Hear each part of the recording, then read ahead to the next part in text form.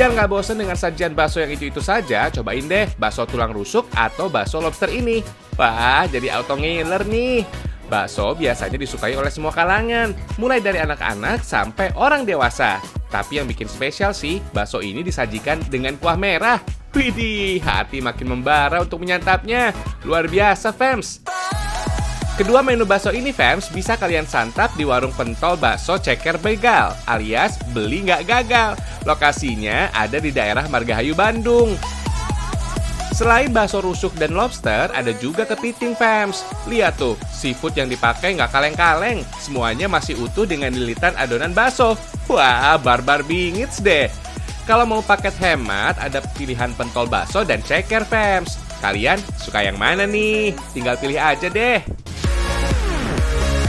Untuk kuahnya, nggak bisa milih, fams. Semua kuahnya merah merona begini, dengan cita rasa pedas yang cadas. Sekali coba, bisa bikin nagih tuh. Kalau masih kurang pedas juga, boleh kok ditambah cabai rawit, fams. Dijamin pedasnya makin nampol tuh. Hihihi. Kalau nggak terlalu doyan pedas, cukup pakai kuah merah original ini aja ya. Nah, bakso paket komplit ini, fams, ada pentol bakso dan ceker ayam yang teksturnya empuk banget. Balutan adonan bakso yang melilit tulang rusuk sapi, tebel banget tuh. Puas banget deh menyantapnya. Oh iya, kandungan gizi tulang rusuk sapi ini tergolong lengkap, mengandung kalori, lemak, protein, vitamin, dan mineral. Bakso lobster juga nggak kalah juara. Kalian jangan pernah sia-siakan untuk menikmati gurihnya daging lobster ini ya. Emang butuh pengorbanan lebih untuk mengulik daging di dalam cangkangnya. Beuh, jadi gemeter menyantapnya nih. Hihihi. Dalam setiap 145 gram sajian lobster, terdapat 129 kalori, 1,25 gram lemak, dan 27 gram protein. Jumlah ini mampu memenuhi 3% kebutuhan vitamin A harian, 9% kebutuhan kalium, dan 3% kebutuhan zat besi. Oh iya, ide dalam pembuatan bakso seafood ini karena makin berkembangnya varian bakso, fams. Kuah bakso yang pedas untuk membedakan dari bakso yang sudah ada di pasaran, fams. Ditunggu kedatangan di Kota Kembang ya.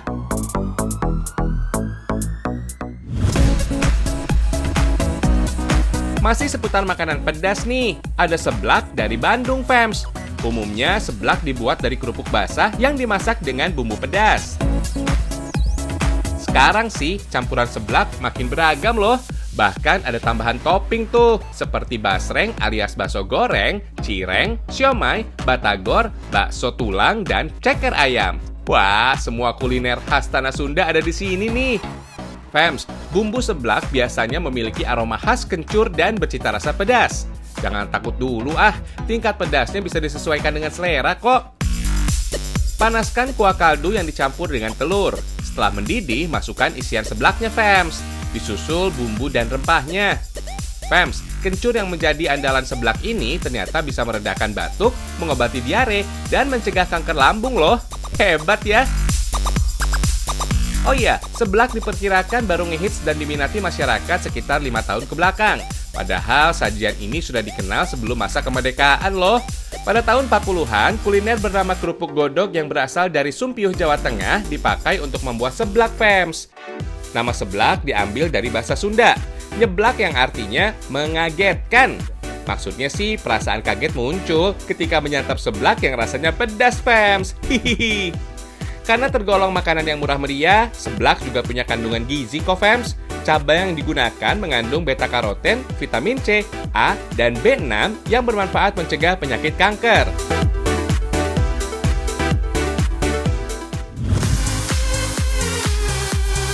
Bakso aci juga jadi ciri khas kuliner tanah Sunda.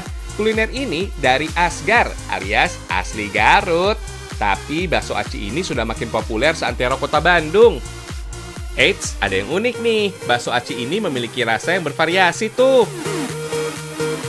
Uniknya lagi, bakso aci ini juga dikreasikan dengan tahu gejrot khas kota Cirebon tuh.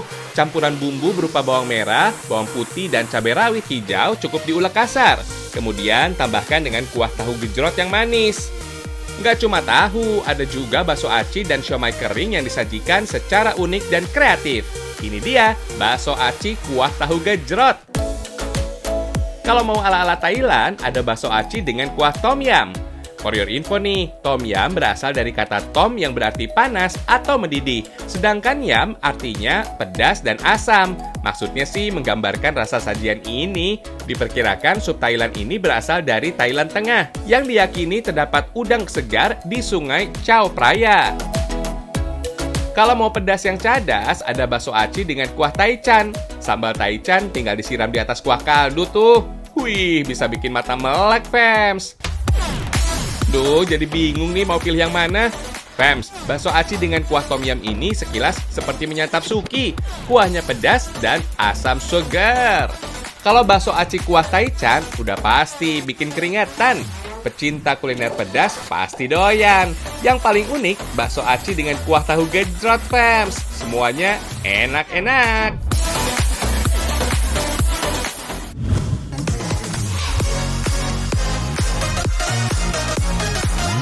Siapa yang nggak ngiler sih disajikan balado entok gini? Namanya aja balado, udah pasti ada peran cabai merah dan cabai rawit di dalamnya. Rasa gurih diperkuat dengan bawang serta rempah seperti kunyit, kencur, lengkuas, dan serai. Semua bumbu diulek sampai halus, fams. Berbagai rempah khas Nusantara ini sebagian besar berkhasiat melawan penyakit dan menangkal virus. Kalau gini, bisa makan enak sekaligus sehat dong. Hihihi. Setelah bumbu halus, tumis sampai mengeluarkan aroma harum. Jangan lupa beri merica dan ketumbar bubuk biar makin sedap. Disusul daun salam, asam jawa, dan gula merah. Pastikan semua bumbu dicampur secara seimbang ya. Tambahkan air dan biarkan sampai mendidih, fams. Baru deh masukkan potongan daging entok. Ciri khas daging entok yang segar bisa dilihat dari warna daging yang kemerahan dan cerah. Entok yang tekstur dagingnya pas biasanya berusia nggak lebih dari 3 bulan supaya empuk. Sebelumnya, kalian juga bisa merebus daging entok supaya empuk dan berkurang kadar lemak serta amisnya. Masak sampai kuah menyusut dan bumbu meresap, fams. Wih, udah jadi nih. Langsung kita santap aja. Entok sebenarnya memiliki nama asli bebek Muscovy. Mengandung kalori, lemak, protein, karbohidrat, dan zat besi. Protein di dalamnya dapat mengobati kerusakan otot, meningkatkan stamina dan kekebalan tubuh, fams. Proteinnya bisa meningkatkan sekresi enzim, sehingga membantu proses netralisir racun oleh hati. Tapi kandungan purin pada daging entok termasuk tinggi dibanding dengan jenis unggas lainnya tuh. Bagi penderita asam urat, perlu membatasi asupannya ya. Soalnya purin dinilai sebagai senyawa yang dapat meningkatkan kadar asam urat dalam darah.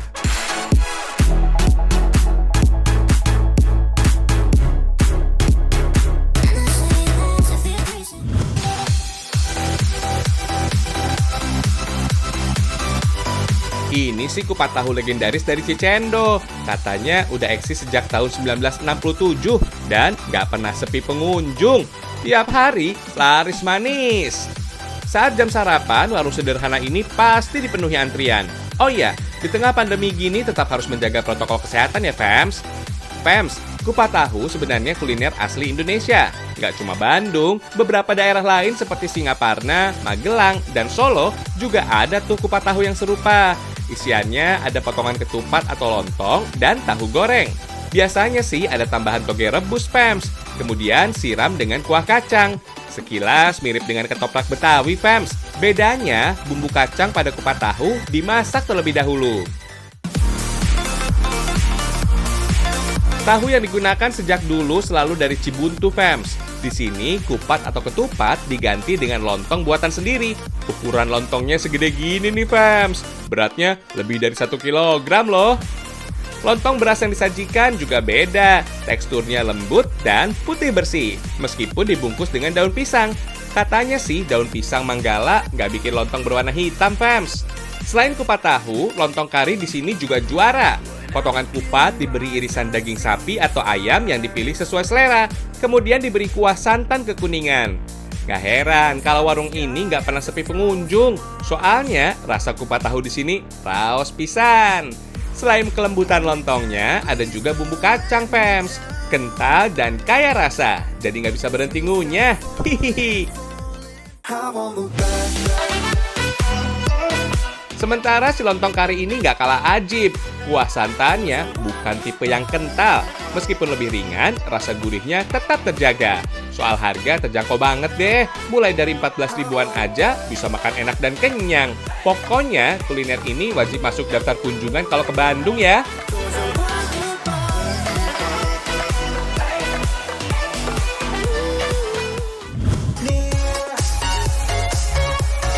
Tahu emang paling enak disantap ketika masih hangat, apalagi di tengah cuaca Lembang dan Bandung yang adem.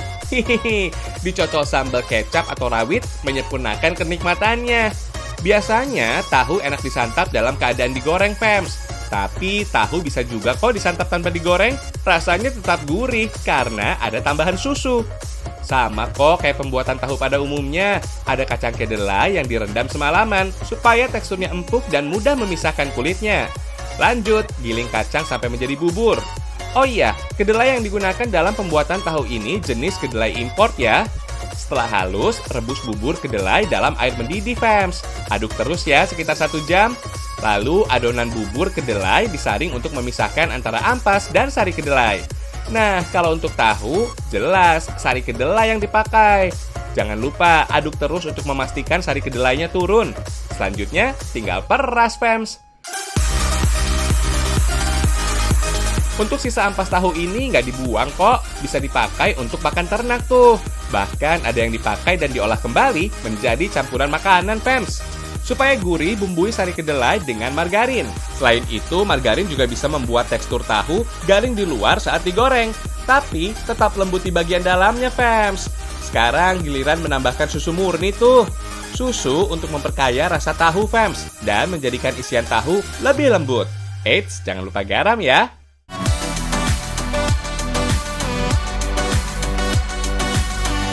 Untuk menghasilkan endapan tahu, sari kedelai ini diberi air biang, fams. Nah, air biang ini terbuat dari air sisa pembuatan tahu 1 atau 2 pada hari sebelumnya. Kalau yang pertama, air biang untuk menggumpalkan sari kedelai memakai asam cuka atau asam asetat. Oh iya, cara mengaduk sari kedelai yang dicampur air biang ini nggak boleh asal-asalan, fams. Harus hati-hati ya, agar proses penggumpalan terbentuk sempurna. Nah, ini dia hasil penggumpalan sari kedelai. Gumpalan ini yang dijadikan bakal calon tahu. Kalau air ini disebut dengan air biang, fams. Buang air biang, fams. Kalau sebagian lagi disisihkan untuk membuat tahu berikutnya. Hasil endapan sari kedelai kemudian dituang ke dalam wadah cetakan. Isi sampai penuh dan tumpuk supaya endapan makin padat. Setelah 1 jam, jadi pada sempurna deh. Angkat tahu dari papan cetakan ya. Potong-potong deh, fams. Eits, belum selesai nih. Tahu harus kembali direbus dengan bumbu yang dibuat dari bawang putih, kunyit, dan garam selama 15 menit. Wih, bumbu ini dijamin bisa membuat rasanya makin enak dan gurih.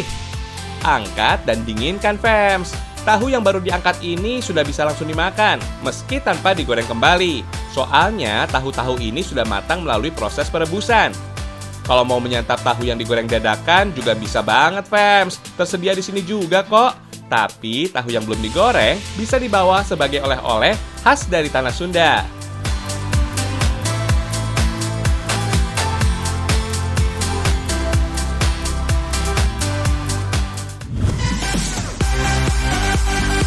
Nah, ini dia olahan yang dibuat dari ampas tahu. Iya, tampilan browniesnya yang menggoda ini terbuat dari ampas tahu. Nggak percaya amat sih? Kuy, langsung aja kita buat ya. Bahan-bahannya sama kok dengan pembuatan brownies pada umumnya. Ada tepung, gula, dan telur. Yang spesial sih ada tambahan ampas tahu, fams, yang membuat tekstur lembut pada brownies. Menurut sejarahnya, brownies diperkirakan muncul pada tahun 1893. Ada yang bilang munculnya brownies disebabkan seorang koki yang lupa memasukkan pengembang kue ke dalam adonan. Tapi ada juga yang bilang kalau brownies muncul karena pengusaha kue yang mengalami krisis keuangan. Dengan modal terakhir, ia membuat kue coklat dengan resep yang berbeda.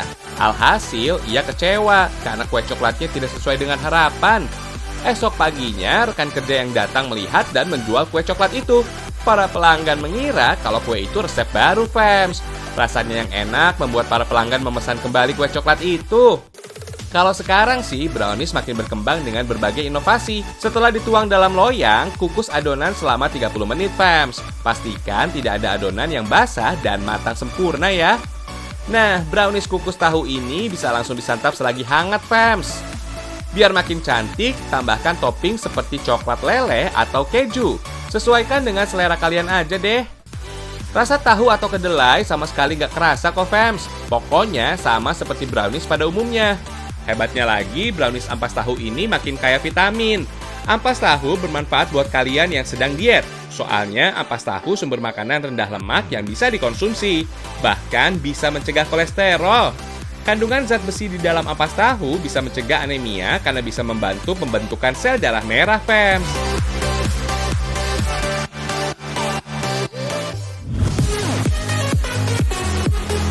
Sekarang tinggal jalan-jalan nih.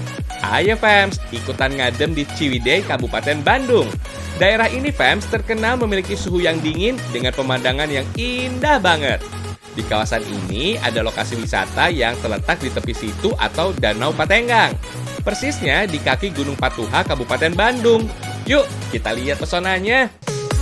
Wisata alam terbuka ini fams didominasi dengan kebun teh. Di sini juga ada Pinisi Resto yang menjadi daya tarik.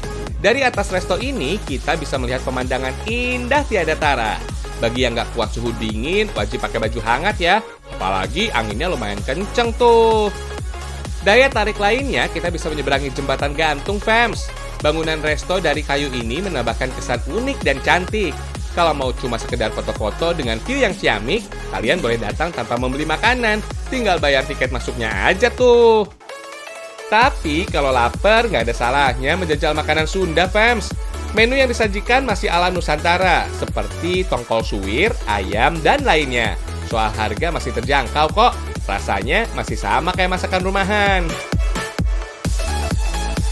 Di bagian luar resto, kita juga bisa menikmati suasana situ Patenggang lebih dekat. Di sini ada floating bridge alias jembatan apung.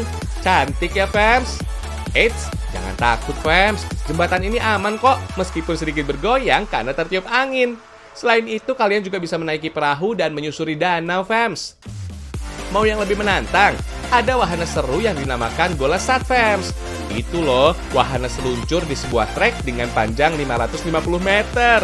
Trek ini dibuat sangat alami, fams. Permainan yang mengandalkan kontur tanah dan gravitasi bumi ini bisa membuat kita meluncur dengan cepat. Lebih enak lagi, kita bisa menikmati semilir angin yang sejuk. Cukup menantang adrenalin juga loh, fams. Jangan takut jatuh ya, fams. Bola sat ini sudah dilengkapi dengan tuas rem pada stang yang terhubung ke roda depan. Tinggal tarik pedalnya untuk menghindari tabrakan dengan pengendara lainnya. Daya tarik wisata utamanya sih glamping yang menghadap situ Patenggang, fams. Ada juga tenda yang berada di bukit berbentuk keong yang bisa dipilih sesuai keinginan, fams. Oh iya, glamping sebenarnya singkatan dari glamour camping. Tempat ini merujuk pada perkemahan modern yang dilengkapi fasilitas yang memadai, fams. Biasanya glamping ini memakai tenda berukuran besar, tidak seperti tenda biasanya. Bahkan ada juga kasur empuk dan selimut hangat. Kamar mandinya juga nyaman banget, fams. Pokoknya fasilitasnya mirip seperti hotel pada umumnya. Bedanya tempat ini juga menjual keindahan bentang alamnya.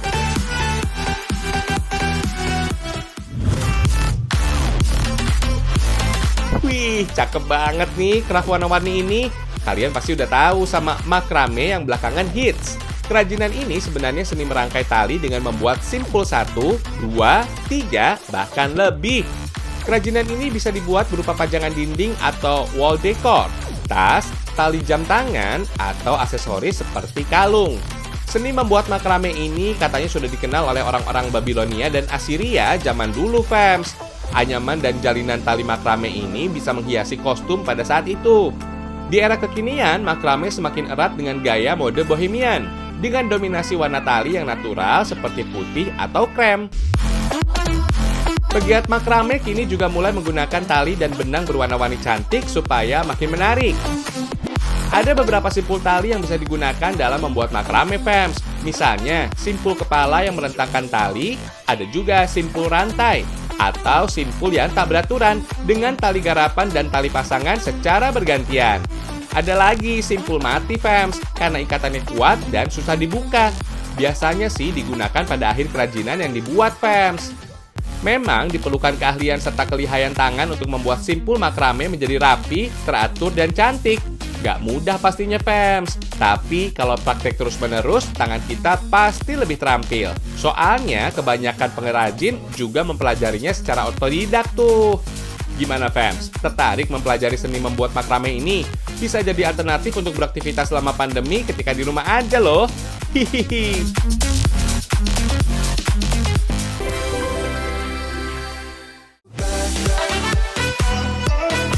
Sampai di sini dulu ya perjumpaan kita hari ini.